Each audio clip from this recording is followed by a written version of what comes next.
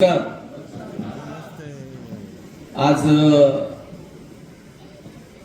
स्वर्गीय माजी आमदार माननीय वसंतराव झवरे पाटील साहेबांच्या पुण्यस्मरणाच्या निमित्तानं आपण सगळेजण एकत्र जमलेलो आहोत. खरं तर कोणत्याही पुण्यस्मरणाच्या निमित्तानं व्याख्यान, कीर्तन, प्रवचन असं काही समाज प्रबोधनात्मक काम व्हावं असा पायंडा, असा प्रघात आपल्या पूर्वजांनी आपल्याला घालून दिलेला आहे. आणि त्याचं कारण असं आहे की हीच ती अचूक वेळ असते की ज्या वेळेला माणसाला असं वाटतं की माणसाचं आयुष्य अतिशय क्षणभंगूर आहे. कोणत्याही अशा विधीला आपण गेलो, फॅन बंद केला तरी चालतं, आवाज जास्त. कोणत्याही पुण्यस्मरणाला आपण गेलो की आपल्या मनात विचार येतो की अरे वर्षभरापूर्वी तर आपण भेटलो होतो. कुणाच्या दशक्रियेला गेलात की मनात विचार येतो अरे 10 दिवसापूर्वी तर भेट झाली. अंत्यविधीला गेलात की मनात विचार येतो काल परवा तर फोनवर बोललो होतो. ही एक वेळ असते की ज्या वेळेला माणसाला त्याच्या आयुष्याच्या क्षणभंगुरतेची जाणीव होते. आणि म्हणून आपल्या पूर्वजांनी आपल्याला असा प्रघात घालून दिला की या निमित्तानं तरी की कुठल्या तरी विषयावरती चिंतन व्हावं, साधू संतांच्या विचारावरती कुणीतरी भाष्य करावं. आणि सुजित झवरे पाटील हे साहित्याचे जाणकार आहेत, कला, साहित्य, संस्कृती याचे अभ्यासक आहेत. आणि जेव्हा त्यांनी मला फोन केला की आपण व्याख्यान ठेवूयात, आणि या अगोदरही नांगरे पाटील वगैरे असे अनेक मान्यवर या व्याख्यानमालेला येऊन गेलेले आहेत, या पुण्यस्मरणाला येऊन गेलेले आहेत. खरं तर मी या कुटुंबाचा गेल्या अनेक वर्षांपासून, सुजित पाटलांचे माझे कदाचित फारसे ओळख नव्हती, पण माननीय आमदार साहेबांचे आणि माझे चांगले संबंध होते. आणि ते या दृष्टीनं माझे वडील आणि आमच्याकडे निंबीचे एक शिर्के साहेब होते, हे कायम आमदार साहेबांकडे वेगवेगळ्या कामाच्या निमित्ताने यायचे. आणि म्हणून या कुटुंबाचे आणि माझे जिव्हाळ्याचे संबंध निर्माण झाले. पुढे नातेसंबंध झाले. झवरे साहेबांच्या विषयी जर काही बोलायचं ठरलं तर मला वाटतं की विज्ञान, तंत्रज्ञान जसं बदलतंय तसं अनेक गोष्टींमध्ये बदल होत गेले. राजकारणामध्ये बदल होत गेले, सामाजिक चळवळीमध्ये बदल होत गेले, संघटनात्मक बदल होत गेले. पण राजकारण हा समाजकारणाचा एक भाग आहे असं मानून जगणारी एक जी पिढी होती, त्या पिढीचे अलीकडच्या काळातले प्रतिनिधी जर कोण असतील तर मला वाटतं वसंतराव झवरे साहेबांचा उल्लेख करावा लागेल. अतिशय साधी राहणी, आमदार म्हणून वावरत असताना कोणताही बडेजावपणा नाही. मला वाटतं पारनेर तालुक्याचे 10-12 वर्ष सभापती म्हणून त्यांनी काम केलं. आणि राजकारणामध्ये असताना सगळं मलाच हवं असा कोणताही अट्टहास नाही. मी काल सुजितरावांशी बोलत होतो, बोलताना ते सांगत होते की अनेक संधी आल्या, अनेक कार्यकर्त्यांना बळ दिलं, अनेकांना मोठं केलं. आणि ज्या वेळेस एखादं महामंडळ देण्याची वेळ आली, राज्यमंत्री पदाचा ज्याला दर्जा आहे, ते कदाचित ते स्वतःला घेऊ शकले असते, कुटुंबातल्या कुणाला देऊ शकले असते, स्वतःच्या मुलाचं राजकीय भवितव्य बघून त्यालाही देऊ शकले असते. पण नाही, ते मी माझ्या कार्यकर्त्याला देईल, मी माझ्या कार्यकर्त्यांना मोठं करेल, त्यांना बळ देईल. मला वाटतं राजकारणामध्ये अशी माणसं हल्ली आपल्याला शोधूनही सापडणार नाही. खरं तर हॉस्पिटलला ऍडमिट असताना सुद्धा एखादा कार्यकर्ता जर आला, स्वतः जगण्याची, श्वासाशी झुंज देत असताना सुद्धा भेटायला आलेल्या कार्यकर्त्याला बाबा तू कसा आला, तुला काही अडचण तर नाही ना, अगदी या हेतून जगणारी ही माणसं. आणि मला वाटतं की येणाऱ्या तरुण पिढीनं जी नव्यानं राजकारणात येऊ पाहतात, अशा पोरांच्या समोर, अशा तरुणांच्या समोर हे असे आदर्श असले पाहिजे. मग तो कोणताही राजकीय पक्ष असो, सामाजिक संघटना असो, समाजकारणामध्ये, राजकारणामध्ये स्वतःला झोकून देणं, सर्वसामान्य माणसांसाठी काम करणं, त्यांची दुःख समजून घेणं, शेवटच्या माणसाचे अश्रू पुसणं, यासाठी अनेक संधी तुमच्या माझ्या समोर आहेत. या संधींचं सोनं आपल्याला करता येईल का? नाहीतर हल्ली आपण बघतो राजकारण म्हणजे केवळ प्रसिद्धी, रील्स, लोकांच्या समोर ते मांडणं. चला काळ बदलतोय, आपणही प्रसिद्धी वगैरे या गोष्टी करायला हव्या. पण केवळ आणि केवळ या गोष्टींसाठी म्हणून राजकारण नाहीये. याच्यासाठी डोळे सताड उघडे ठेवून येणाऱ्या पिढीने बघणं गरजेचं आहे. आणि म्हणून येणाऱ्या पिढीसाठी एक चांगला आदर्श माननीय आमदार साहेबांनी आपल्या समोर उभा केला. त्यांच्या स्मृतींना उजाळा देण्याच्या निमित्तानं आपण सगळेजण एकत्र जमलेलो आहोत. मला ज्या विषयावरती बोलण्यासाठी आपण मला इथे निमंत्रित केलंय, मी असं काही विशेष आपल्याला मार्गदर्शन करणार नाहीये. तुम्ही असं वागा, तसं वागू नका, हे करा, ते करू नका. सगळी वडीलधारी माणसं, माझ्या वडिलांच्या आजोबांच्या वयाची माणसं सगळी इथे बसलेली आहेत. आणि मला असं नेहमी वाटतं की कुणाला मार्गदर्शन करावं इतका अधिकार मला अजून नाहीये. मी फक्त माझ्या आयुष्यातले 2-5 अनुभव तुमच्यासोबत शेअर करेल. जे काही चांगलं वाचनात, ऐकण्यात, अनुभवात आलं ते तुमच्या समोर मांडण्याचा प्रयत्न करेल. कारण गडबड काय झाली माहितीये का, आम्ही साहेब थोडंसं असं जरा बरं बोलायला लागलो आणि तुमच्यासारखी 4 लोक जर आमचं कौतुक करायला लागली, आम्ही पण मग जमिनीवर राहतो. आम्ही एकदम हवेत चालायला लागतो. आणि मग एक दिवशी असं हवेतच मी वडिलांना विचारलं, म्हटलं इथून पुढे मी आता भाषण करणार नाही. वडील म्हणले काय झालं?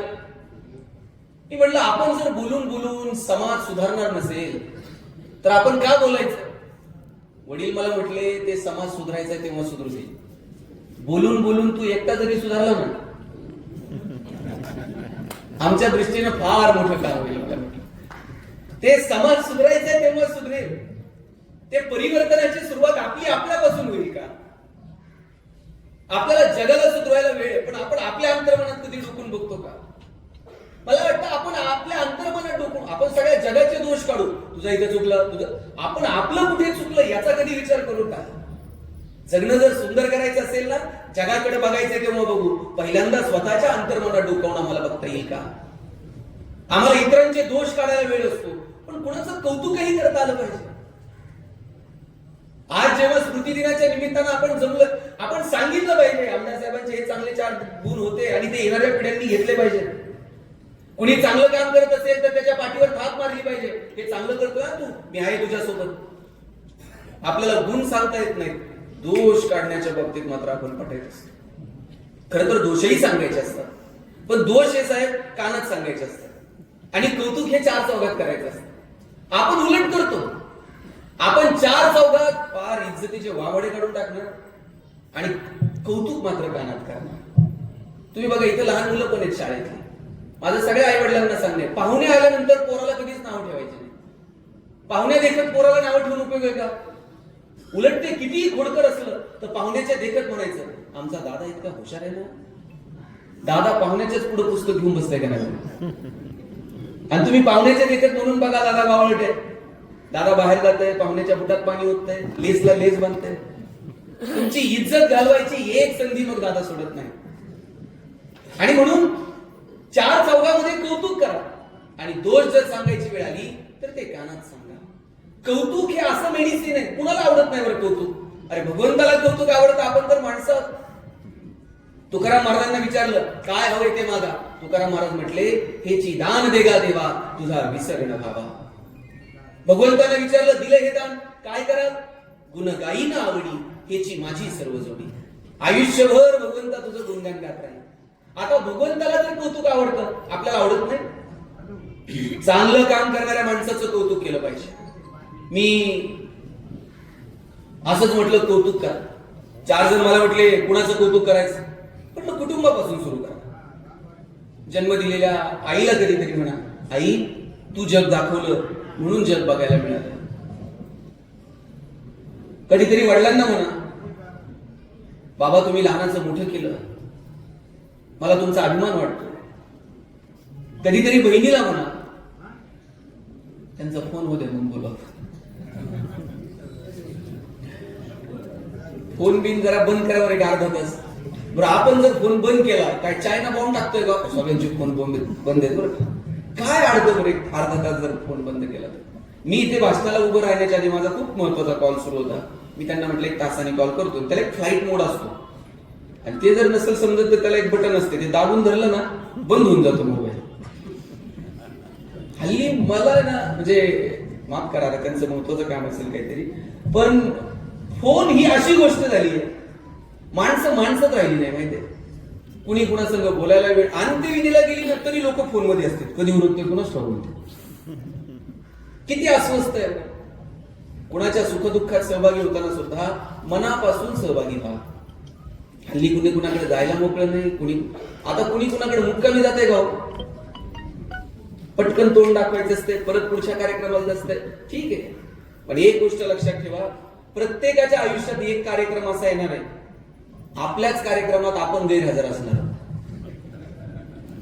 आज कार्यक्रम दादांचा, दादा आहेत का? आपल्या आयुष्यात असा कार्यक्रम येणार आहे की नाही? कार्यक्रम आपला असेल पण त्यात आपली उपस्थिती नसेल. कुणाच्याही सुखदुःखात मनापासून सहभागी व्हा. आमच्या वडिलांची आत्या आमच्याकडे मुक्कामी यायची, हल्ली कुणीच येत नाही. आणि आत्या जर मुक्कामी आली ना, सगळं घर रात्रभर गप्पा मारत बसायचं. आणि आत्या जर 2 दिवस थांबली, तिसऱ्या दिवशी सगळं घर तिला वाट लावायला इष्टीला जायचं.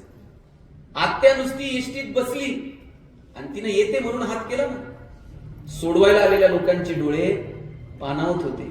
एवढी माणसं भावनिक होती. जोपर्यंत डोळ्यात प्रेम आहे ना तोपर्यंतच आपण माणसं आहोत. ज्या दिवशी डोळ्यातलं प्रेम संपलं त्या दिवशी समजायचं आता आपण यंत्र होत चाललेलो आहोत. पाहुणे जर घरात आले तर पाहुणे बोलायचे हो. पाहुणा जर घरात आला, आई चहा घेऊन गेली ना, पाहुणा विचारायचा, गणेश कितवीला आहे, कावेरी कितवीला आहे, पाऊस आहे का, पाणी आहे का, तुमचं बरं चाललंय का. आता पाहुणा काही असलं काहीच बोलत नाही. आई चहा घेऊन गेली, पाहुणा विचारतच नाही पाऊस आहे का.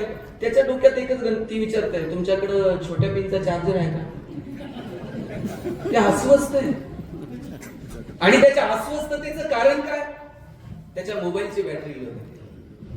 साधनांनी माणसाचं आयुष्य सोपं होईल, सुलभ होईल, सुखी होईलच याची खात्री मात्र आपण देऊ शकत नाही. किती अतिरेकी वापर हो मोबाईलचा.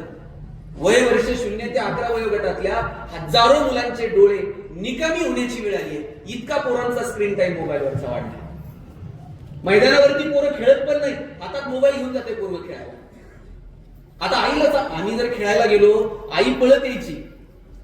जावरे सर आम्ही शेजार राहतो लोकेडगावला, तिथं गोडाऊनला जर खेळायला गेलो आई काठी घेऊन यायची, बाद झालं खेळायचं, चला आता अभ्यासाला बसा. आता आईला काठी घेऊन पोराच्या मागे पळावं लागतंय. मोबाईल ठेव, चल मैदानावर, 4 उड्या मी मारते, तू 2 तर मार. कंटिन्यू आम्ही मोबाईल मध्ये आहोत. 2-2, 2.5 वर्षाच्या पोरांच्या हातात आम्ही मोबाईल देऊन टाकले. आणि बाप इतकं कौतुकानं सांगताय, मला कळत नाही ते त्याला कळते म्हणते मोबाईल. आता इथे आजी मला सांगा, पोरग रडायला लागल्यानंतर तुम्ही काय करत होतात? पोराला जवळ घ्यायचं आणि जवळ घेतल्याबरोबर पोरग रडणं थांबवत होतं. आईनं जवळ घेतल्याबरोबर पोरग रडायचं थांबवत होतं. का थांबवत होतं? आईच्या गर्भात असताना पहिल्यांदा त्या लेकरानं काय ऐकलंय? आईच्या हृदयाचे ठोके ऐकलेले. ते त्याच्या इतके परिचित आहे. आईने छातीला लावल्याबरोबर त्याला कळायचं माझी आई, आणि ते रडणं थांबवायचं. आता पोरग रडायला लागल्यावर आई काय करते? मी सांगू का तुम्ही सांगता? मोबाईल घेते. आणि मोबाईल हातात आल्याबरोबर पोरग रडायचं थांबते. आईच्या स्पर्शाची जागा जर मोबाईलच्या स्पर्शाने घेतली असेल तर हा मातृत्वाचा पराजय आहे का विज्ञान तंत्रज्ञानाचा विजय आहे हे ठरवण्याची वेळ आहे. आणि आतापर्यंत मी हे 2च प्रसंग सांगायचो भाषणात. 1, आईनं जवळ घेतल्यावर पोरग रडायचं थांबतं. 2, आईनं मोबाईल दिल्यानंतर पोरग रडायचं थांबतं. मध्यंतरी मी ट्रेननं प्रवास करत होतो साहेब, मी 3रा प्रसंग बघितला. ते पोरग रडून रडून दमून गेलं, पण आई कानाचा मोबाईल सोडायला तयार नव्हती. आम्ही कुठे घेऊन चाललोय? काय आम्हाला येणाऱ्या पिढ्यांच्या पर्यंत पोहोचवायचं आहे? मला वाटतं याचा तारतम्य ठेवून आम्ही थोडासा विचार केला पाहिजे. सकाळी उठलं ना, आमचे आजोबा सांगायचे, पोरांनो हात जोडा आणि म्हणा, कराग्रे वसते लक्ष्मी, कर मूले सरस्वती, कर मध्ये तू गोविंद, प्रभाते कर दर्शन.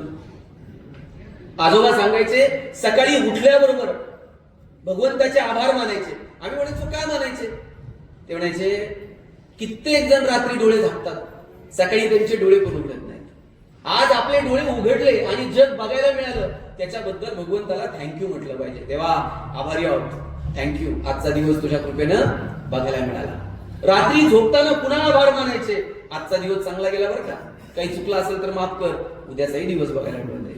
ही कृतज्ञता होती हो, निसर्गाच्या संदर्भानं, भगवंताच्या संदर्भानं. आता साहेब, सकाळची सुरुवातही मोबाईल नव्हते आणि रात्रही मोबाईल नव्हते. सकाळी उठल्याबरोबर काल टाकलेल्या फोटोला किती लाईक्स आणि किती कमेंट्स, 2-4 जरी कमी असल्या तर करमत नाही. आणि रात्रीचं तर विचारू नका, झोप येत नाही तोपर्यंत आम्ही मोबाईल मध्ये असतो. रात्री तर पोरं डीपी असा झूम करून बघतात, कोण बाहेर कडे. किती कमालीची अस्वस्थता. ही अस्वस्थता कुठेतरी संपायला हवी. आता तुमच्या मोबाईलमुळे हे प्रकरण सुरू झालं, नाही तर ते कौतुकाकडे. सांगायचं तात्पर्य इतकंच आहे, मोबाईल खूप चांगलं साधन आहे, पण कधी, कुठे, कशासाठी, कोणत्या कामांसाठी. आज प्रत्येक गावामध्ये काय, आता जशी व्यसनमुक्ती केंद्र आहेत ना, काही दिवसानं मोबाईलच्या व्यसनापासून पोरांना दूर घेऊन जावं याच्यासाठी मोबाईल व्यसनमुक्ती केंद्र गावागावात सुरू करायला लागतील. इतकी वाईट अवस्था आहे. आणि म्हणून जगणं जर सुंदर करायचं असेल तर ते निवळ आणि निवळ साधनांनी सुंदर होत नाही. त्यासाठी तुम्हाला कधीतरी स्वतःच्या अंतर्मनामध्ये ढोकून बघावं लागेल. मी सांगत होतो, कुणी जर चांगलं काम करत असेल तर त्याचं कौतुक करा. त्याची सुरुवात आपल्या कुटुंबापासून करा.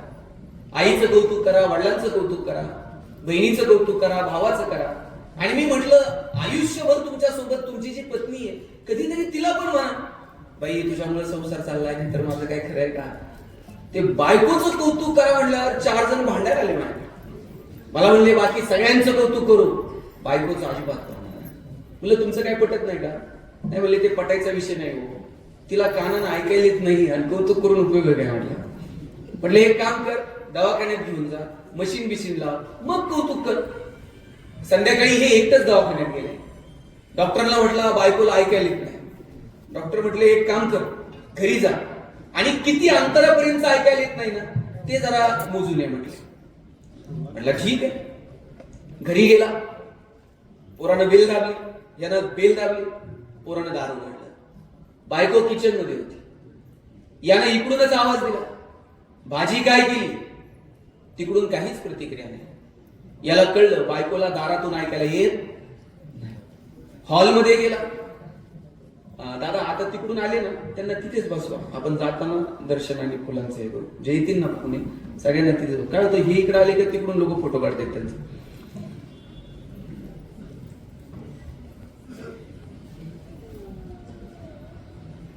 मी सांगत होतो, यानं बेल दाबली, पोरानं दार उघडलं. यानं आवाज दिला, भाजी काय केली. तिकडून काहीच प्रतिक्रिया नाही. याला कळलं दारातून तर ऐकू येत नाही. हॉलमध्ये आवाज दिला तरी प्रतिक्रिया नाही. शेवटी किचनच्या दारात जाऊन उभा राहिला. म्हटला भाजी काय केली. तिकडून काहीच प्रतिक्रिया नाही. याला कळलं प्रकरण गंभीर आहे, हिला किचनच्या दारातून पण ऐकायला येत नाही. शेवटी बायकोच्या मागे जाऊन उभा राहिला आणि जोरात कानात ओरडला, अगं भाजी काय केली. बायकोनं हातातली कढई अशी दंडीची आदळली. म्हणली 4 वेळा सांगितलं ना तुम्हाला बटाट्याची केली म्हणून. तुम्हाला मागच्यांना कळलंच का नाही. काहींना घरी गेल्यावर कळलं मग काय म्हणायचं. 20 वर्ष ह्याला ऐकायला येत नव्हतं साहेब. त्यांनी कसं संसार केला असेल. काय मित्रांचे दोष नका काढत बसू. कधीतरी कौतुकानं थाप मारा, चांगलं बोला. चांगलं बोलायला काय पैसे लागतात का. ज्ञानोबरायांनी सांगितलं कसं बोलावं. साच आणि मवाळ, मितुले आणि रसाळ, शब्द जैसे कल्लोळ अमृताचे. ज्ञानोबरायांनी सांगितलं अमृताचे कल्लोळ बाहेर पडावे असं बोला. आम्ही कसं बोलतो. आम्हाला चांगलं बोलायला शब्द सापडत नाही. परवा एक पेशंट चेक करायला डॉक्टर आलते. डॉक्टर पेशंटला सांगत होते चांगलं चुंगलं खात जा, खाण्यापिण्यावर 2 रुपये खर्च करा. बायको बाहेर पडत आली, म्हणली डॉक्टर तुम्हीच सांगा यांना, खायला प्यायला पैसे खर्च करत नाही. मग म्हणे असं डॉक्टरच्या मढ्यावर पैसे घालावं लागते. काय शब्द. डॉक्टरला वाटलं असं त्याचा ऑक्सिजनचा पाईप बंद करून निघून जावं. शब्द हे शस्त्र आहेत आणि ते जपून वापरले पाहिजे. तुकोबारायांनी सांगितलं आम्हा घरी धन, शब्दांची तरत नाही, शब्दांचीच शस्त्र यत्न करू. शब्दाचे आमच्या जीवाचे जीवन, शब्द वाटो धन जन लोका. तुका म्हणे पहा शब्देची हा देव, शब्देची गौरव पूजा करू. तुकोबारायांनी सांगितलं शब्द हे देव आहे, शब्दांचा गौरव करा, शब्दांची पूजा करा. शब्द धन आहे, शब्द रत्न आहे. आणि त्याही पुढे जाऊन म्हटले शब्द हे शस्त्र आहेत, जपून वापरले पाहिजेत.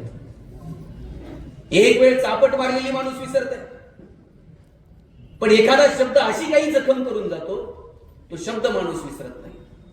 दुर्योधन असा महेसभेतनं चाललेला, पाय घसरला आणि दुर्योधन खाली पडला. आणि समोर उभी असणारी द्रौपदी, तिच्या मुखातून शब्द बाहेर पडले, अंधे का पूत अंधा. मला सांगा, गरज होती का?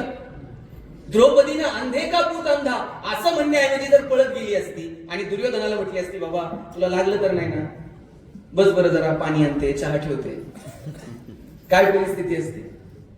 कदाचित महाभारत घडलं नसतं.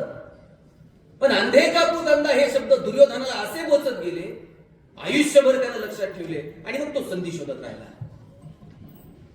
शकुनी मामा सोमट्या टाकत राहिले, धर्मराजा हारत गेला, डावावर लावायला काहीच उरलं नाही. शेवटी द्रौपदीला डावावरती लावलं, द्रौपदीला गमावलं. आणि मग त्या सभागृहामध्ये दुर्योधनानं दुःशासनाला सांगितलं, जा द्रौपदीच्या केसाला पकड आणि परपटत सभागृहामध्ये घेऊन ये. परपटत सभागृहामध्ये आणलं. कोण नव्हतं त्या सभागृहात? गुरु द्रोणाचार्य होते, भीष्म पितामह होते, जगातला सगळ्यात श्रेष्ठ धनुर्धारी अर्जुन होता, जगातला सगळ्यात श्रेष्ठ गदाधारी भीम होता.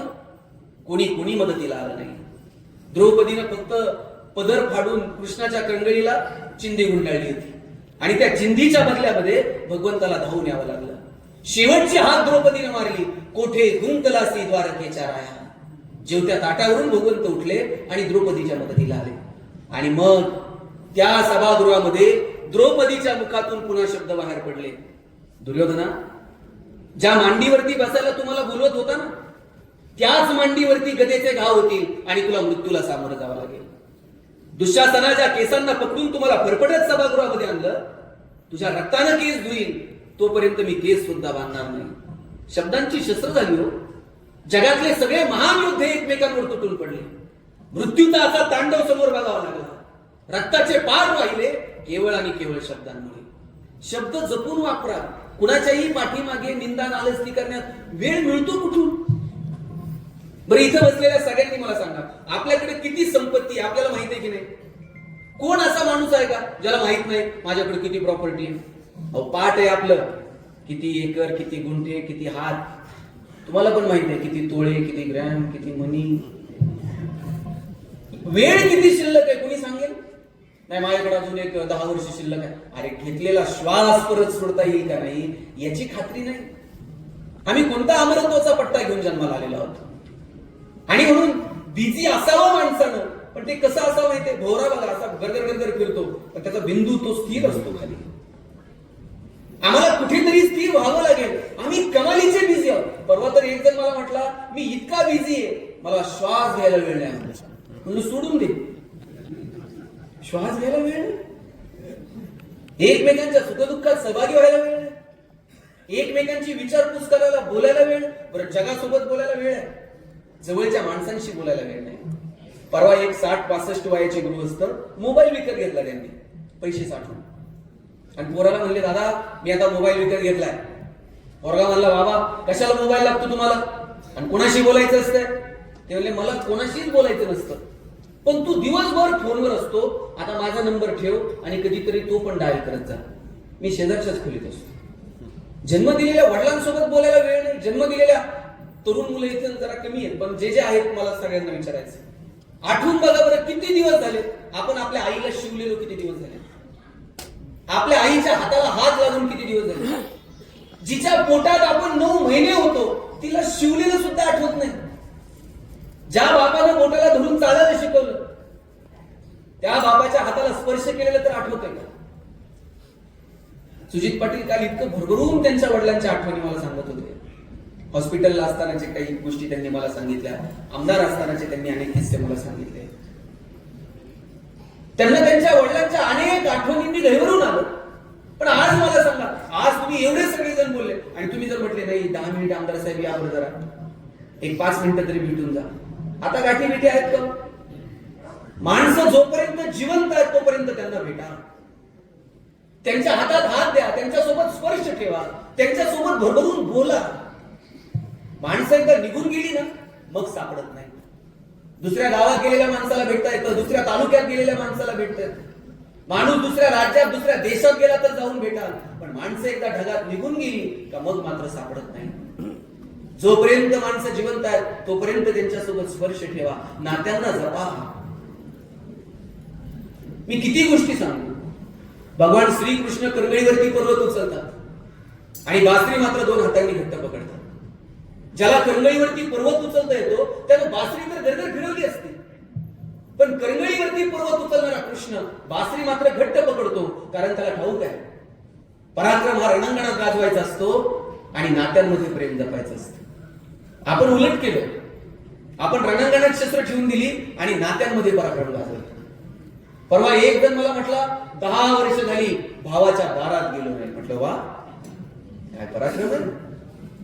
10 वर्ष झाली बहिणीचं तोंड बघितलं नाही. म्हणलं ती गेल्यावर जाशील साडी बिडी घेऊन, शेवटची साडी सगळी भावाची असते. बहिणीला कळतं का भाऊ आलाय, रडतोय, शेवटची साडी माझ्यासाठी घेऊन आलाय. गेलेल्या शरीराला आपण अग्नी देतो, त्या शरीराला अग्नीचा दाह कळत नाही. तुम्ही दिलेल्या मांडीचा स्पर्श कळेल, तुम्ही घातलेल्या वाऱ्याची झुळूक तिथपर्यंत पोहोचेल. माणसं गेल्यानंतर ना स्पर्श, ना संवाद, ना सहवास. ज्यांच्याकडे आहेत त्यांनी त्यांना जपा. बघा आता इथं पारनेरमध्ये तरी जरा टोपीवाले आहेत अजून थोडेफार, मोजकी राहिले. इकडे नऊवारीतल्या 2-3 आहेत. ही शेवटची पिढी. परत ही माणसं तुम्हाला औषधाला सुद्धा सापडायचे नाही. फेट्यावाले 2-3 जण दिसतात. संपली ही पिढी. आणि काही नाती शेवटच्या घटका मोजतात. आपल्याकडे ताई एक म्हण होती, आई मरो आणि मावशी मरो. पोरं बापाकडे हट्ट करत नव्हती तेवढा चुलत्याकडे करायची. आता ही शेवटची पिढी आहे ज्यांच्याकडे मावशी आणि चुलता शिल्लक आहे. आता एकच मुलगा आणि एकच मुलगी, काळाची गरज आहे. पण एकच मुलगा आणि एकच मुलगी, आता त्यांना मावशी आहे का? आता त्यांना चुलता आहे का? आता ही शेवटची पिढी आहे ज्यांच्याकडे ही नाती शिल्लक आहे. तुमच्याकडे जर असतील ही नाती तर त्यांनी जपा.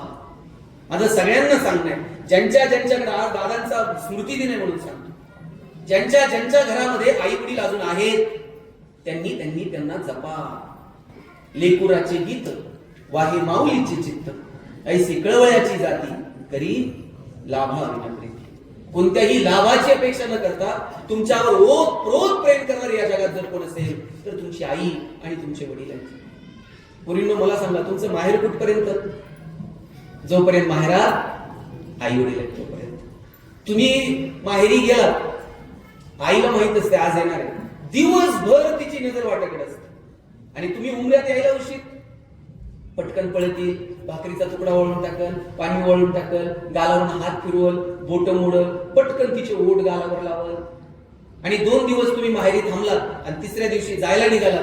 तुमच्या आईनं तुमची पिशवी कधी रिकामी पाठवली का? बाई शेंगा घेऊन जा, वांगे घेऊन जा, दूध नेते का, भाजी नेते का, पापड करून ठेवले, लोणचं करून ठेवले. बरं सासरी काय मिळत नाही का? सासरी सगळं मिळतं, पण आईला वाटतं पुरीची पिशवी कधी रिकामी जाऊ नये. बहिणाबाई चौधरी असं दारात दळत बसल्या होत्या, वाटसरू आला. त्या वाटसरूला बहिणाबाई संसारातलं दुःख सांगायला लागल्या. आणि मग तो वाटसरू म्हणला, आई एवढं दुःख जर तुझ्या संसारात आहे तर तू इथं नांदते का, इथं राहते का? बहिणाबाई म्हटल्या, लेकीच्या माहेरासाठी आई सासरी नांदते. माझी पोरगी जर माहेरी आली तर तिला माहेर पाहिजे, म्हणून इथं कितीही दुःख असलं तरी मला इथं नांदावं लागतं. एवढं प्रेम जगात तुमच्यावरती कुणी करू शकत नाही. आपलं बालपण कधी संपतं माहितीये? कुणी म्हणेल शाळेत गेल्यावर संपतं, कुणी म्हणेल कॉलेजला गेल्यावर संपतं. मी म्हणतो तुम्ही म्हातारे झालात ना तरी तुमचं बालपण संपत नाही. बालपण तेव्हा संपतं जेव्हा आई जाते. आई गेली का समजायचं आपलं बालपण संपलं. पुरींची तर हसायची, रुसायची, रडायची, फुगायची, भांडायची सगळी जागा जर कोणती असते तर ती आई असते. दिवसभरातलं सगळं एकदा तरी तिला फोन करून सांगायचं असतं. आई सगळं आपलं ऐकते. पण तुमचं पण आईच्या एका वाक्याकडे कायम लक्ष असलं पाहिजे. कधीतरी आई काळीच पिळवटून टाकणारं वाक्य बोलते. आई म्हणते, बाई आम्ही आहोत ना तोपर्यंत येत चला. जेव्हा आई असं बोलते तेव्हा हातातली कामं बाजूला ठेवा आणि भेटून घ्या. माणसं परत भेटणार नाही. इथं अनेक मुली उपस्थित आहेत शाळेतल्या. पुरींनो, तुमच्या वडिलांचं तर तुमच्यावर एवढं प्रेम असतं. माझा दावा आहे, वडिलांचं जेवढं प्रेम मुलावर आहे ना त्याच्यात थोडं तरी जास्त प्रेम बापाचं त्याच्या मुलीवर असतं. ज्या दिवशी मुलगी जन्माला येते त्या दिवशी बापाच्या मनात 2 विचार चमकून जातात. एक मुलीचं शिक्षण आणि दुसरं मुलीचं लग्न. एक एक रुपया बाप बाजूला काढून ठेवत असतो. स्वतः फाटलेली तुटलेली चप्पल घालत, पण पोरीला मात्र शाळेत जायला चांगले शूज घेऊन दे. बाप फाटलेलं बनियन घालेल, पण पोरीला मात्र चांगला ड्रेस घेऊन दे. बाप सायकलवर कामाला जाईल एमआयडीसी, पोरीला मात्र कॉलेजला जायला गाडी घेऊन दे, बसचा पास काढून दे, तिच्या हॉस्टेलची फी भरल. शाळेतून यायला पोरीला 10 मिनिट उशीर झाला ना, बापाच्या काळजाचा ठोका चुकून जातो. 10 मिनिटात 10 वेळा आईला विचारताय कुठपर्यंत आली बघ ग, फोन कर ग. कोण करतं एवढं प्रेम तुमच्या? पुरीच्या लग्नात तर बाप असा फेटा घालून मिरवत असतो. दिवसभर बापाची मान उंच असते. कन्यादान झालं ना, मग बाप मान खाली घालतो. जावायच्या हातात देतो आणि सांगतो तळहाताच्या फोडासारखी जपली, सांभाळून घ्या. दिवसभर बापाच्या डोळ्यात थेंब येत नाही, पण पुरीची गाडी एकदा निघून गेली ना, खांबाच्या पलीकडे जाऊन एकटाच रडतो तो बाप असतो. ही नाती जपा. तुमची आई, तुमचे वडील, बहीण, भाऊ. अहो ज्ञानोबराय समाधीला जायला निघाले, निवृत्ती महाराज रडायला लागले. आणि रडणाऱ्या निवृत्ती महाराजांना नामदेव राहायला विचारलं, दादा आकाशात कितीतरी तारे येतात आणि निखळतात, आकाशाला त्याचं दुःख का वाटावं? निवृत्ती महाराज पुढे आले आणि म्हटले, नामदेव राया, आकाशात कितीतरी तारे येतात आणि निखळतात, आकाशाला त्याचं दुःख नसतंच मुळी, पण भाऊ म्हणून हे सगुण रूप परत कधी बघायला मिळायचं नाही, म्हणून डोळ्यात पाहिलं. काय म्हणायचं भावाभावातल्या या प्रेमाला? ज्ञानियांचे ज्ञानी आणि योग्यांचे योगी असणारे ज्ञानोबा ताटी लावून बसले होते, आणि कुणी म्हणायचं ज्ञानोबरायांना ताटी उघडा. एवढीशी मुक्ताई समोर आली आणि तिनं आवाज दिला, चिंता क्रोध मागे सारा, ताटी उघडा ज्ञानेश्वरा. मुक्ताईनं आवाज दिला म्हणून ज्ञानोबरायांनी ताटी उघडली आणि ज्ञानेश्वरी सारखा महान ग्रंथ तुमच्या माझ्या समोर आला. हे बहीण भावातलं प्रेम नाही? मी पुन्हा सांगतो, जोपर्यंत स्पर्श आहे तोपर्यंत नाती आहेत. नेटके साहेब, जेव्हा स्पर्श संपले त्या दिवशी समजायचं नाती संपले. सुधामूर्तींचं एक पुस्तक वाचलं होतं. सुधामूर्तींनी लिहिलं होतं, ते ज्या घरात राहायच्या ते घर रेंटचं होतं, भाड्याने घेतलेलं होतं, आणि त्या घराच्या शेजारी एक प्राजक्ताचं झाड होतं.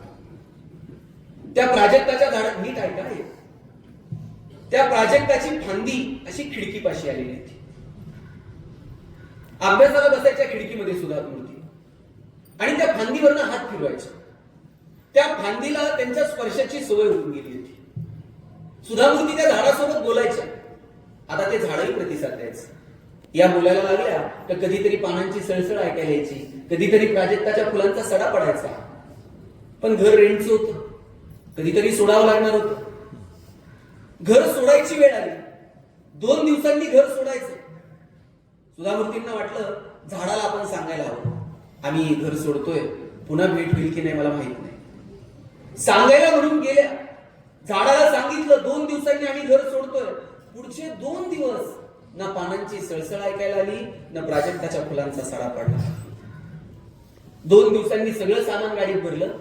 सुधामूर्ती लिहितात, आता मीही जाऊन बसणार. त्याच वेळेला मला वाटलं आपण शेवटचं झाडाला भेटायला. शेवटचं म्हणून झाडाला भेटायला गेले. बोलायला शब्द सुचले नाही.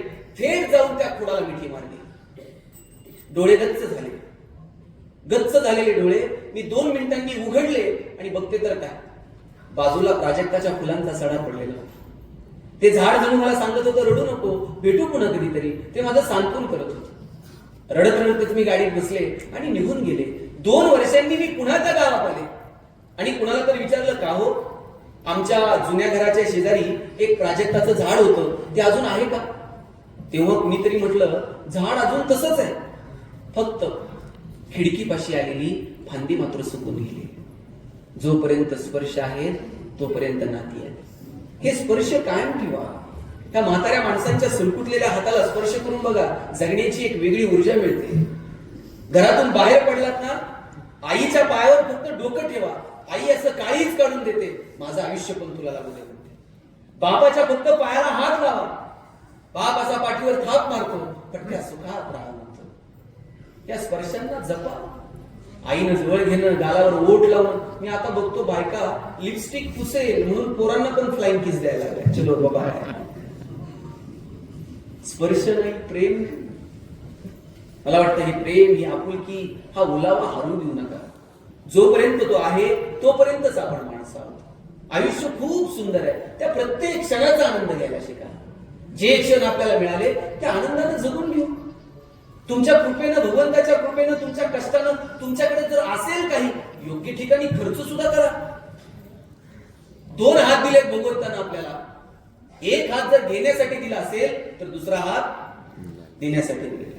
विंदा करंदीकरांची कविता आहे, देणाऱ्यानं देत जावं, घेणाऱ्यानं घेत जावं, आणि घेता घेता एक दिवस देणाऱ्याचे हात घ्यायचे. देणाऱ्याचे हात घ्यायचे म्हणजे तोडून नाही घ्यायचे. त्याच्या हातामध्ये जी देण्याची दानत आहे ती आमच्या हातामध्ये आली पाहिजे. हिरव्या पिवळ्या डोंगरांकडून हिरवी पिवळी शाल घ्यावी, सह्याद्रीच्या कड्याकडून छातीसाठी ढाल घ्यावी, वेड्या पिसा ढगांकडून वेडे पिसे आकार घ्यावेत, मातीमधल्या प्रश्नासाठी पृथ्वीकडून हुंकार घ्यावेत, उसळलेल्या दर्याकडून पिसळलेली आयाळ घ्यावी, आणि शांत वाहणाऱ्या भीमेकडून तुकोबाची माळ घ्यावी. देणाऱ्यानं देत जावं, घेणाऱ्यानं घेत जावं, आणि घेता घेता एक दिवस देणाऱ्याचे हात घ्यावेत. काल भंडारा डोंगरावरती दशमीला काल माझं तिथे व्याख्यान होतं दुपारी 12 वाजता. मी पाहिलं काय तुकाराम महाराज जगले. पिढ्यानं पिढ्या चालत आलेली महाजनकीची सगळी कागदपत्र इंद्रायणीच्या डोहात नेऊन बुडून टाकली. आणि किती सहजतेने बुडवली, जितक्या सहजतेने तुम्ही विश्वास देतो. मी तर नेहमी म्हणतो, शेतकऱ्याचं कर्ज माफ करणारं पहिलं गव्हर्नमेंट जर कोण असेल तर जगद्गुरु तुकाराम महाराज आहे. काय दान देऊ. ज्ञानोबारायांना समाजानं इतकं दुःख दिलं, दारात गेले तर भिक्षा वाढली नाही, इंद्रायणीत गेले तर आंघोळ करू दिली नाही, मांडे बाजायला खापर मागितलं तर लोकांनी खापर दिलं नाही. आणि ते ज्ञानोबाराय भगवंताकडे मागायची वेळ आली तर म्हटले, हा जो जे वांछील तो तेला हो करणे जात. देवा अवघाची संसार सुखाचा करीन, आनंदे भरीन तिन्ही लोका. काय प्रतिज्ञा आहे ज्ञानोबारायांची. अवघाची संसार, मी माझ्या गावापुरतं तालुक्यापुरतं अवघाची संसार. आणि हे कोण म्हणतंय? ज्याच्या वाट्याला आनंद येऊ नये, सुख येऊ नये याची काळजी समाजाने घेतली. आणि ते ज्ञानोबराय म्हणतात, जो जे वांछील अवघाची संसार सुखाचा करीन. काय भाषा आहे संतांची. मी म्हणतो ज्ञानेश्वरीतली एक तरी उभी आम्हाला आयुष्यात अनुभवता आली पाहिजे. काय ज्ञानोबरायांचं पसायदान आहे बघा. ज्ञानोबरायांच्या पसायदानातला पहिला शब्द काय? गंधावाली सांगा. पहिला शब्द काय? आता. पहिला शब्द आता. आता एवढी ग्रंथ संपदा, एवढी महान प्रतिभा, आणि तरी सुद्धा ज्ञानोबराय पसायदानाची सुरुवात करताना पहिला शब्द वापरतात आता.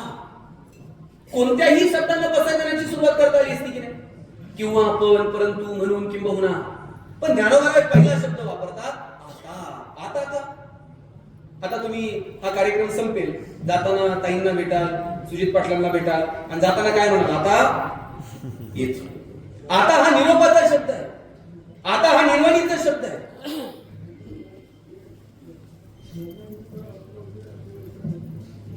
दादा ऐका ना, शेवटचे 5 मिनिट गेले, इकडे नका ना पाठवू. ते काय होतं, डिस्टर्ब होऊन जातं. आपण ज्या कामासाठी आलोय ना, फोटो नंतर काढू ना.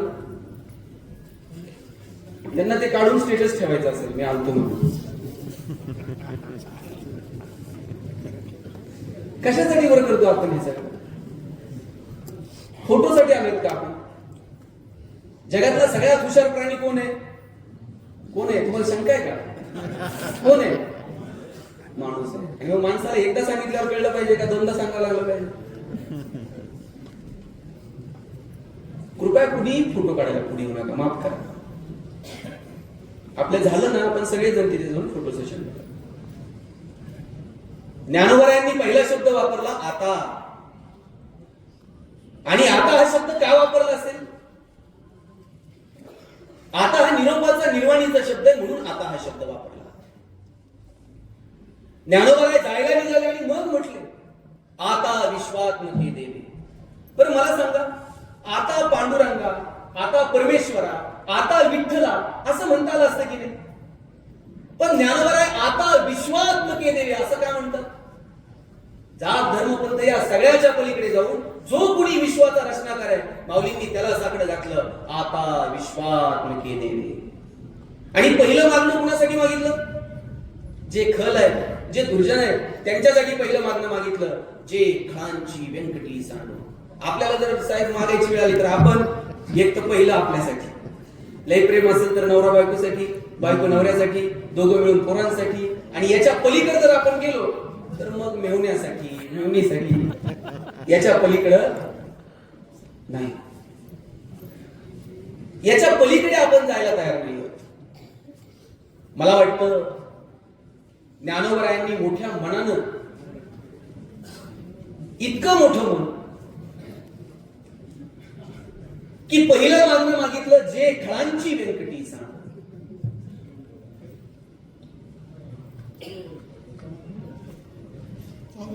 ते नव्हते ऐकायला त्याच्यामध्ये.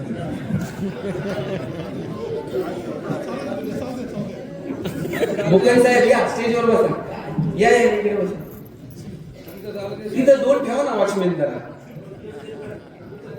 तिथे दोन एवढे सगळे रुबाबदार, तुमची पर्सनॅलिटी अशी, तुम्हाला बघितल्यावर कोणी पुढे पण नाही पाहिजे. एवढे खादी बिदी घालून या बरं सगळे वरती. आता मी शेवटचे 5 मिनिटं घेणार आहे आणि आता परत डिस्टर्ब झालं तर थांबवून घेणार. या तुमच्याविषयीच बोलत होतो मी 5 मिनिट. आता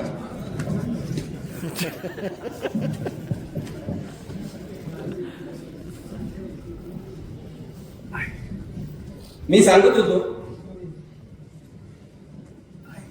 ज्ञानोबरायांनी पहिलं मागणं मागितलं, जे खळांची व्यंकटी सांग. इकडे भगवान श्रीकृष्ण अर्जुनाला सांगतात, शस्त्र उचल, नातं होतं बघू नको, संहार कर दुष्टांचा. आणि इकडे ज्ञानोबराय म्हणतात, जे खळांची व्यंकटी. ज्ञानोबराय सुद्धा म्हणू शकले असते की नाही, जे खल आहेत ते मोरो. ज्ञानोबराय मोरो नाही म्हणून, जे खळांची व्यंकटी सांग. आणि पुढचा शब्द इतका गोड वापरला, तया सत्कर विरती वाढो. वाढो कधी म्हणतात साहेब? रोप जर छोटा असेल तर वाढो म्हणायचं, आणि रोप जर नसेल तर बी लावायची आणि रुजो म्हणायचं. ज्ञानोबराय असं म्हणू शकले असते की नाही, तया सत्कर विरती रुजो. ज्ञानोबराय रुजो नाही म्हणत, तया सत्कर विरती वाढो. ज्ञानोबरायांना खात्री आहे, वाईटातल्या वाईट माणसामध्ये सुद्धा थोडी तरी सत्कर्माची वृत्ती शिल्लक आहे. काय गोडवा आहे भाषेतला. ज्ञानोबरायांची भाषाच मुळात ताई आईची भाषा. तुम्ही म्हणाल आईची वडिलांची भाषा वेगळी असते का? निश्चित वेगळी असते. वडील गणेश म्हणतात, आई गणू म्हणते, आई ओकार लावते. वडील बाळासाहेब म्हणतात, आई बाळू म्हणते. आई उकाराची भाषा बोलते. आणि ज्ञानोबरायांना उगाच माऊली म्हणत नाही, ज्ञानोबराय सुद्धा उकाराची भाषा बोलते. ऋणू झुनू रे भ्रमरा, सांडी तू अव गुणू रे भ्रमरा, चरण कमळ दळू रे भ्रमरा, सौभाग्य सुंदरू रे भ्रमरा. ज्ञानोबराय उकाराची भाषा बोलले, म्हणून ज्ञानोबरायांना आई म्हटलं. आई असणं हे निवळ तुमच्या स्त्रीत्वाशी निगडीत नाही. आई असणं हे निवळ तुमच्या प्रसूती वेदनांशी निगडीत नाही. आणि आई असणं हे जर निवळ प्रसूती वेदनांशी निगडीत असतं तर 750 वर्ष 21 वर्षाच्या तरुणाला लोक माऊली म्हटले नसते. आई असणं ही एक भावना आहे आणि मला वाटतं ती समजून घेता आली पाहिजे. आयुष्य खूप गोड आहे, खूप सुंदर आहे, योग्य ठिकाणी ते जगून घ्या. काहींकडे ढिगाणं प्रॉपर्टीज आहे, पण ते त्याला क्रेडिटचा मेसेज आला ना खूप आनंद होतो, पण डेबिटेडचा मेसेज आला की त्याला टेन्शन येते. घेतलेला श्वास सुद्धा परत सोडावा लागणार आहे त्याचा आनंद घ्या. आमच्याकडे एक जण आहे मुकल साहेब, त्याच्याकडे सोन्याची वीट आहे आणि त्याने ती घरात पुरून ठेवली आणि ते दर रविवारी उठतंय, उकरतंय, हाय का नाही बघताय आणि परत पुरून ठेवतंय. पण वीट काय संसार खर्च करत नाही. कधी बायकोला साडी नाही आणणार, कधी पोराला कपडे नाही, कुणी आजारी पडलं तर घाई दवाखान्यात नाही, पण पठ्ठ्यानं सोन्याची वीट मात्र पुरून ठेवली. आणि काय करायचं? दर रविवारी उठायचं, उकरायचं, हायकण्या बघायचं आणि मागच्या रविवारी उठला आणि वीट गेली चोरीला. पोलीस स्टेशनला गेला, पोलिसांना म्हणला माझी सोन्याची वीट चोरीला गेली. पोलीस म्हणले तुझ्याकडे बघून तर वाटत नाही तुझ्याकडे सोन्याची वीट असेल. हे म्हणते माझ्या पंजानं माझ्या आज्याला दिली, आज्यानं माझ्या बापाला दिली, बापानं मला दिली, मी घरात पुरून ठेवली. दर रविवारी उठायचो, उकरायचो, हाय का नाही बघायचो. परत पोलीस म्हणले एवढंच आहे ना, सापडून ठेवतो, उद्या ये तुझी वीट घेऊन जा. दुसऱ्या दिवशी हे पोलीस स्टेशनला गेले. पोलिसांनी त्याच्या हातात दगडाची वीट दिली. दगडाची वीट आल्यावर ते म्हणते चेष्टा करताय, माझी सोन्याची वीट होती तुम्ही दगडाची देता. पोलीस म्हणले सोन्याची असू नाही तर दगडाची, तुला काय घेणंय, तुला काय करायचंय? तुला जर फक्त पुरूनच ठेवायची आणि उकरूनच बघायची, सोन्याची असू नाही तर दगडाची, तुला त्याचा काय उपयोग आहे का? तुमच्याकडे ठिकाणं प्रॉपर्टी आहे, तुम्हाला त्याचा. परवा एक भिकारी तिथे मुंबईला रस्त्यावरती मरून पडला. त्याचा अंत्यविधी करायला कुणी नव्हतं. शेवटी कॉर्पोरेशनच्या लोकांनी येऊन अंत्यविधी केला आणि 4 दिवसांनी त्याची झोपडी तोडली. त्या झोपडीमध्ये साहेब 7 ते 8 पोते भरून पैसे सापडले आणि ते मोजले तर 87 लाख रुपये होते.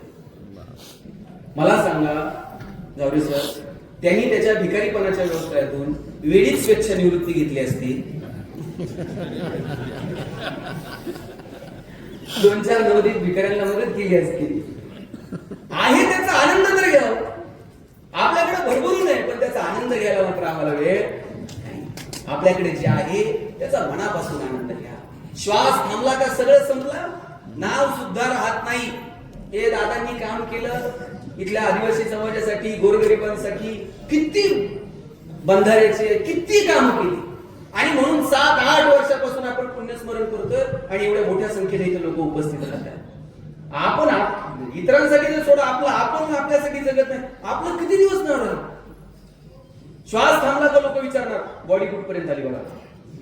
नाव सुद्धा नाही, बॉडी होऊन जाते. आणि सगळं तयार आहे.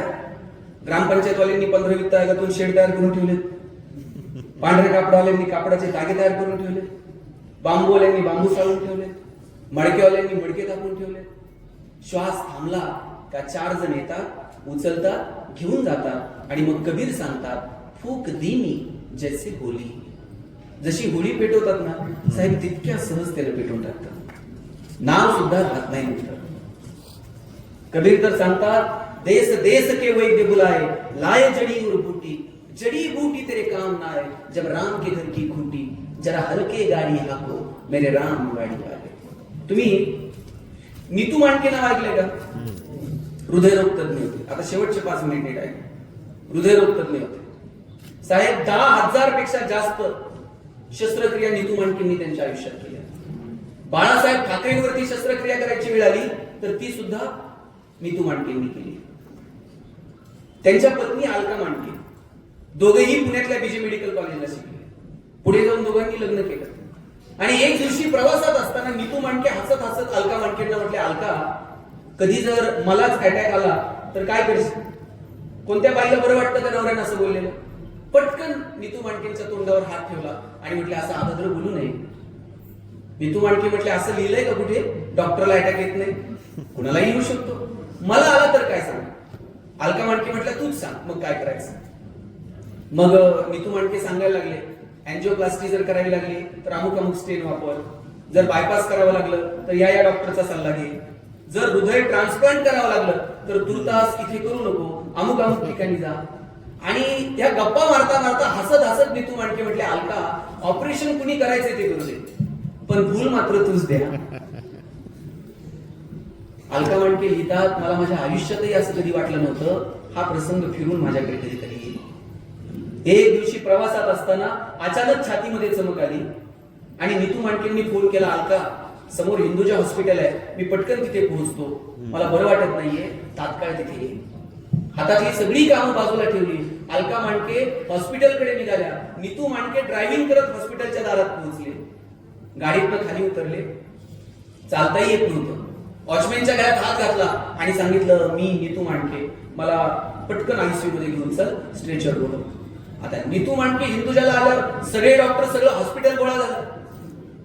ज्या हातांनी हजारो शस्त्रक्रिया केल्या ते नीतू मांडके स्ट्रेचर वरती लहान मुलासारखे पडून होते आणि तिथल्या ज्युनियरला सांगत होते, आता हे कर, आता ते कर. तेवढ्यात अलका मांडके आल्या. अलका मांडके आल्याबरोबर नीतू मांडकेंनी अलका मांडकेंचा हात हातात घेतला आणि म्हटले, अलका यातून मी वाचेल असं मला वाटत नाही, असं बोलू नको नीतू. ऑपरेशनची तयारी सुरू झाली. ठरल्याप्रमाणे अलका मांडकेंनीच भूल दिली. 3 दिवस नीतू मांडके श्वासासोबत झगडत होते आणि अखेर 3ऱ्या दिवशी पुन्हा हृदयविकाराचा झटका आला आणि हजारो लोकांचे प्राण ज्या हातांनी वाचवले ते नीतू मांडके हृदय रोगाने गेले. देश देश के वैद्य बुलाए, लाए जड़ी और बूटी, जड़ी बूटी तेरे काम ना आए, जब राम की घर की खूटी, जरा हलके गाडी हाको मेरे राम गाडी वाले. कबीरांनी त्या दोह्याचा समारोप करताना असं म्हटलंय, बिलग बिलग कर त्रिया रोवे बिछड़ गई मेरी जोड़ी, बिलग बिलग कर त्रिया रोवे बिछड़ गई मेरी जोड़ी, कहत कबीर सुनो भाई साधो जिन जोड़ी कोण तोडी, ज्यानं जोडली त्यानं तोडली. आपण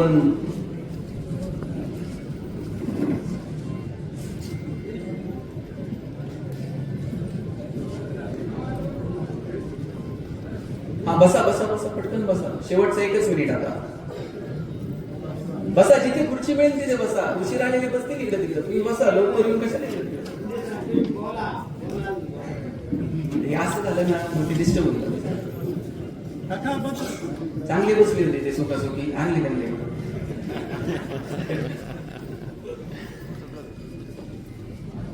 टोपीवाले फेट्यावाले हे ना का उठ बस करू त्यांना, बसा का. चला आता तुम्ही उठू नका. आता शेवटचे 2 मिनिट घेतो. मी सांगत होतो की बघा, आपण लग्नामध्ये 7 फेरे घेतो, 7 जन्म वगैरे वगैरे अनाभात. आपल्याला माहित असतं का कोण थांबणार आहे, कोण पुढे निघून थांबणार. आपण मालक नाही होत, आपण विश्वस्त आहोत. जे पात्र आपल्याला मिळालंय त्या पात्राचा आनंद घ्यायचा आणि पुढे निघायचा. तुकाराम महाराज जायला निघाले आणि कोणी विचारलं, तुकोबा काय मिळालं तुम्हाला तुमच्या आयुष्यात? ग्रंथ लिहिले ना अभंग लिहिले. तुकाराम महाराज म्हटले, कौतुक वाटे झाली अवेचाची. जगाला काय वाटतंय माहित नाही, पण माझे मी जे जगलो ना, आमच्या जगण्याचं आम्हाला मात्र कौतुक वाटतंय. जगाला हेवा वाटेल की नाही मला माहित नाही, पण आपल्या जगण्याचं आपल्याला कौतुक वाटावं. इतकं सुंदर आयुष्य आम्हाला आमच्या आयुष्यात जगता येईल का, याचा प्रयत्न करा. आपण सगळेजण एकमेकांपेक्षा वेगळे आहोत. आपल्यातले वेगळे पण ओळखा, आनंदाच्या जागा शोधा, कुटुंब म्हणून एकमेकांना प्राधान्य द्या, एकमेकांच्या सुखदुःखात मनापासून सहभागी व्हा. जग बदलतंय, त्या बदलत्या जगानुसार बदलत जा, पण आपल्यातला सात्विक भाव आपण कधीही विसरू नये, एवढीच भावना या निमित्ताने व्यक्त करतो. दादांनी राजकीय आणि सामाजिक जीवनामध्ये जो आदर्श आपल्या समोर निर्माण केला, तो आदर्श सुजित पाटील आणि त्यांचं सगळं कुटुंब, मला वाटतं ताई 1972 पासून, मला दादा सांगत होते की 72 पासून असा एक दिवस नाही, पंजोबांपासून आजोबा, ताई स्वतः कायम कोणता कोण जिल्हा परिषदला प्रतिनिधी म्हणून झावरे कुटुंबात नाही. हे एवढी वर्ष सातत्यानं लोकांच्या मनावरती अधिराज्य गाजवणं, लोकप्रतिनिधित्व करणं ही सोपी गोष्ट नाही. पण 1972 पासून आतापर्यंत झावरे कुटुंब कोणत्या ना कोणत्या माध्यमातून जनसामान्यांचं प्रतिनिधित्व करतात. मला वाटतं ही फार मोठी गोष्ट आहे. आणि म्हणून सुजित पाटलांच्या पुढे सगळ्यात मोठी जबाबदारी जर कोणती असेल, जेव्हा आपली मागची पिढी आपल्या समोर असे काही आदर्श निर्माण करून ठेवते, तेव्हा त्या आदर्शावरून चालणं आणि त्या आदर्शांना घेऊन पुढे जाणं, मला वाटतं ही सगळ्यात मोठी जबाबदारी असते. आणि ती जबाबदारी पाटील चांगल्या पद्धतीनं पेलवतील अशी आशा व्यक्त करतो. स्वर्गीय झावरे साहेबांचा गीतेचा अभ्यास होता, आध्यात्मिक प्रवृत्ती होती आणि गीतेचं ते चिंतन करायचे. मला वाटतं जगाला दिशा दाखवणारं जर काय असेल तर ते ज्ञानोबरायांची ज्ञानेश्वरी, तुकोबरायांची गाथा, भगवान श्रीकृष्णाची गीता आहे. हा जो आध्यात्मिक वारसा आहे, हा वारसा सुद्धा येणाऱ्या काळामध्ये हे कुटुंब पुढे घेऊन जाईल अशी अपेक्षा व्यक्त करतो. आणि जाताना इतकं सांगतो, आयुष्य खूप सुंदर आहे, त्या सुंदर आयुष्याचा मनापासून आनंद घ्या. श्वास थांबला की सगळं संपणार आहे, जे आहे ते जगून घ्या. आता ही तुमची जी पिढी आहे ना, तुम्ही सगळी वडीलधारी माणसं, ह्या पिढीकडे फार पैसे नव्हते, फार मोठी संपत्ती नव्हती, पण माणसं समाधानी होती. माझे वडील 2005-06 मुख्याध्यापक म्हणून रिटायर झाले. ज्या दिवशी ते रिटायर झाले त्या दिवशी त्यांचा पगार मला वाटतं रिटायरमेंटचा 15,000 रुपये होता. आणि त्या रिटायरमेंटच्या